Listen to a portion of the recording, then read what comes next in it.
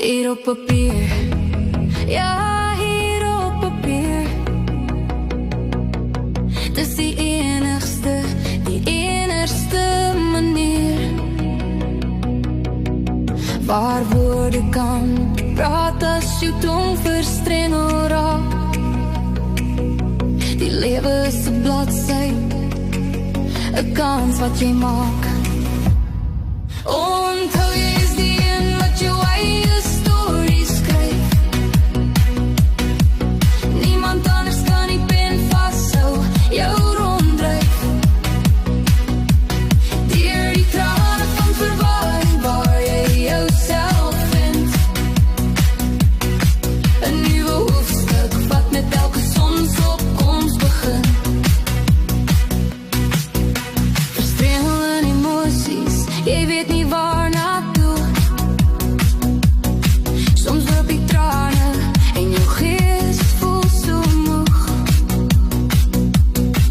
Met die pen van die waarheid en ink wat diep vloei, sal jy deur die seer en jou eie krag groei. Onthou jy is die een wat jou eie storie skryf. Niemand anders kan die pen vashou, jou ronddryf. Deur die trane van verwarring waar jy jouself vind. 'n nuwe hoofstuk wat met elke sonsopkoms begin. So vat die bladsy, alles dit leeg en wit. Elke woord is 'n keuse, elke sin 'n tree wat jy sit. Die gevoel in jou binneste word 'n ritme, 'n lied, 'n pragtige storie, verby al die verdriet. Onthou jy is die een wat jou eie storie skryf.